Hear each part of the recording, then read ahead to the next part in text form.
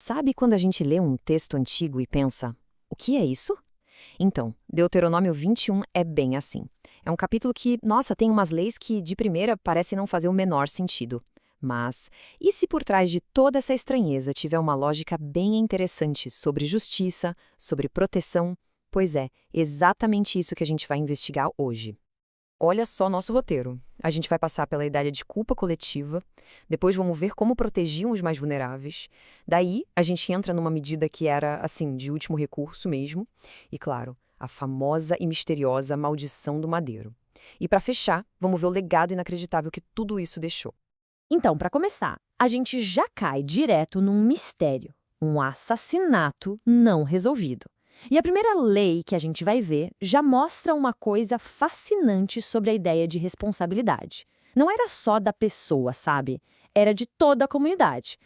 Imagina só a situação. Um corpo é encontrado no meio do campo. Ninguém sabe quem foi o assassino. O que se faz? Era um problema seríssimo e a lei tentava dar uma resposta. Porque para eles, um assassinato não era só um crime contra uma pessoa, era muito mais. Era como uma contaminação, algo que manchava a própria terra. E por isso, todo mundo tinha que dar uma resposta. E o processo para lidar com isso era, bom, era um ritual bem detalhado. Olha só os passos. Primeiro, os anciãos, os juízes, eles mediam a distância para ver qual cidade ficava mais perto do corpo. Essa cidade, a mais próxima, tinha que arrumar uma novilha, uma que nunca tivesse sido usada para trabalho.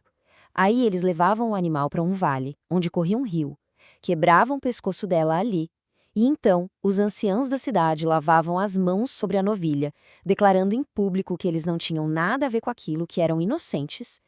Tá, mas qual era a ideia por trás de tudo isso? O ponto central era a expiação. Basicamente, esse ritual todo era uma forma de limpar a barra, sabe? Os comentários bíblicos explicam que a novilha funcionava como um substituto simbólico do assassino, que ninguém sabia quem era. O objetivo da cerimônia era purificar a terra daquela culpa do sangue inocente derramado. E, claro, reafirmar para todo mundo, perante Deus e a comunidade, o quanto a vida era sagrada. Beleza, a gente viu a responsabilidade da comunidade inteira. Agora o capítulo muda um pouco o foco. Ele passa a falar da proteção das pessoas, principalmente daquelas que estavam numa posição mais frágil, com pouco ou nenhum poder na sociedade. E o que é muito interessante aqui é que a gente tem duas leis que, à primeira vista, não têm nada a ver uma com a outra. Mas, na verdade, elas partem do mesmo princípio: proteger quem é vulnerável. Pensa bem. De um lado, a prisioneira de guerra. A lei dizia que ela tinha direito a 1 mês para chorar a perda da família. Ela tinha que ser tratada como esposa de verdade, legalmente. E o mais importante, se o marido depois não a quisesse mais, ele tinha que libertá-la, não podia vender nem tratar como escrava. Do outro lado, a gente tem o filho primogênito da esposa que o marido não gostava. A lei era clara. O direito de herança dele, que era uma porção em dobro, tinha que ser garantido, não importava se o pai preferia outro filho. E isso tudo nos diz uma coisa bem importante. Por mais que essas regras soem estranhas para a gente hoje, fontes como a Jornada Bíblica apontam que, para aquela época, elas eram super progressistas. Eram proteções que simplesmente não existiam nas culturas ali da região. Agora, a gente chega numa das leis que talvez seja a mais chocante do capítulo, a do filho rebelde. Mas calma, é muito importante entender o contexto aqui. Isso não era para qualquer desobediência de criança, de jeito nenhum. Era uma medida extrema, assim, o último recurso mesmo, para um caso de alguém que era visto como uma ameaça de verdade para a ordem da comunidade toda. E a lei era muito, muito específica, não era qualquer coisa. O filho tinha que ser, segundo o texto, obstinado rebelde. Tinha que desobedecer os pais o tempo todo, mesmo depois de levar bronca, de ser disciplinado e mais, ser considerado um devasso e beberrão. Olha só, todos esses critérios tinham que ser cumpridos. Isso mostra que não se tratava de um deslize, mas de um padrão de comportamento realmente destrutivo. E aqui tem um detalhe fundamental que o comentário bíblico adventista ressalta. A decisão final, a de aplicar essa punição tão severa, não era dos pais, não mesmo. O caso tinha que ser levado para os anciãos da cidade e a sentença era executada pela comunidade inteira. Isso era, na prática, uma baita salvaguarda, né? Impedia que uma decisão fosse tomada no calor do momento ou de forma abusiva pelos tais. E o mais curioso é que, segundo as fontes, não existe nenhum registro na Bíblia de que essa punição tenha sido de fato aplicada alguma vez. Isso é bem revelador, né?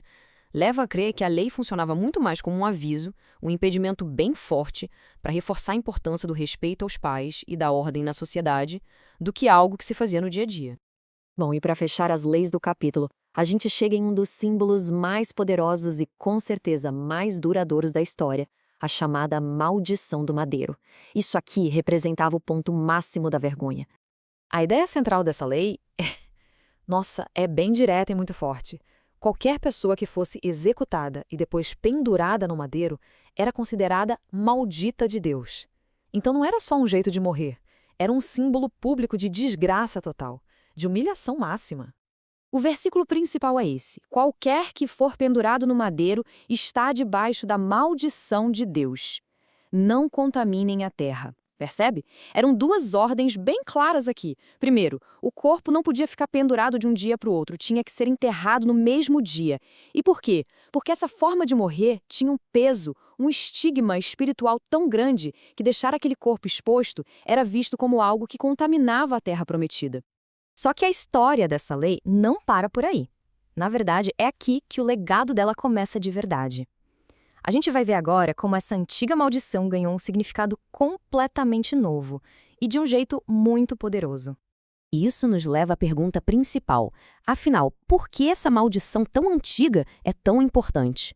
Quer dizer, como é que um símbolo de vergonha máxima usado para criminosos pode ter alguma coisa a ver com um dos eventos centrais da fé cristã?